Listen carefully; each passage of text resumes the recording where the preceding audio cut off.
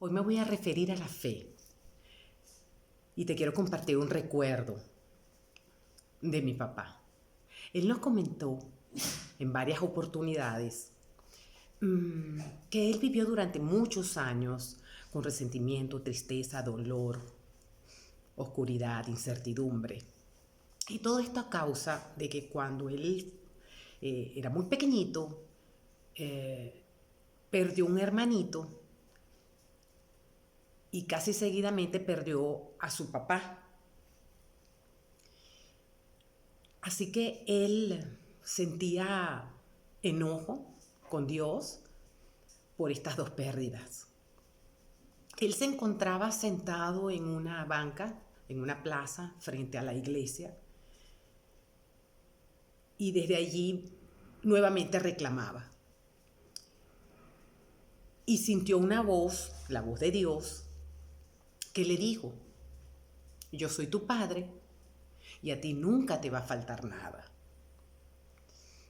Él se emocionaba muchísimo cada vez que recordaba esto, porque me decía: hija, y hasta el sol de hoy a mí nunca me ha faltado nada. Y así fue. Y quería hacer una analogía de esto con lo que nos está recordando el Evangelio de hoy. Ese momento donde María Magdalena sale corriendo a avisarle a los discípulos que el sepulcro está vacío, que se han llevado al Señor y no saben a dónde. También conocemos por la palabra que Simón Pedro y otro discípulo salen corriendo. Y entrando al sepulcro, efectivamente ven los lienzos doblados y a un lado el sudario. Y la cita textual de la palabra es que cuando el otro discípulo llegó, vio y creyó.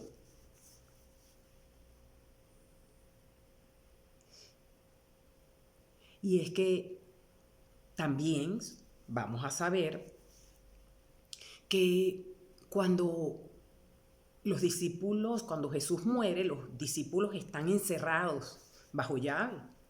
Cuando María Magdalena los va a buscar, están bajo llave. Tienen miedo, tienen temor, tienen tristeza, tienen dolor. Y se les aparece Jesús y les dice: la paz esté con ustedes. Y el temor, el miedo, la incertidumbre, la oscuridad, la tristeza desaparecen. Y fue exactamente lo que le pasó a mi papá. Porque a partir de ese momento mi papá empieza a crecer en ese camino a la santidad. Lento, pero lo logra. Y lo logra por estudio, por disciplina, por obediencia al plan de Dios. A él también lo ayudó el Opus Dei. San José María Escrivá de Balaguer, pues fue su guía. Y de allí, pues lo heredo yo, de alguna manera, pues. Yo nunca supe esa intimidad de mi papá. Lo supe luego. Pero qué bonito porque así como Jesús les habla, los conforta, los anima y le da nuevas indicaciones, a mi papá también fue así. Le habló, lo confortó, le dio cariño, le dio seguridad y le dio indicaciones. Y ahí vemos el poder de la fe. Por eso hoy te tengo 3 preguntas. De 1 a 5, ¿cuánta fe te transmitieron tus padres? De 1 a 5, ¿cuánta fe vives? ¿Cuánta fe modelas? Sí, en tu estilo de vida. Y de 1 a 5, ¿cuánta fe tú transmites a los tuyos? Esto es algo que hemos recibido de manera gratuita y nos toca dar de manera gratuita. Te lo digo porque hoy en día estamos muy empecinados en trabajar, a trabajar y trabajar, porque pensamos que esto no es importante, pues obvio no da dinero, y incluso podría exponer a nuestros hijos, porque estoy recordando un matrimonio que gracias a Dios hay muchos matrimonios que sí están transmitiendo la fe. Pero yo les preguntaba, ¿y cuál habría sido un obstáculo importante para ellos en esto de la transmisión de la fe? Y la respuesta fue que fueron sus abuelos, o sea, sus papás, los abuelos de los niños.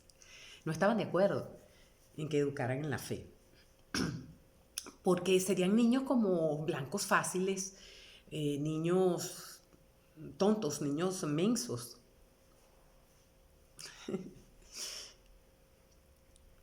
Y, y es que así somos los seres humanos, somos difíciles, por eso Jesús se cansaba.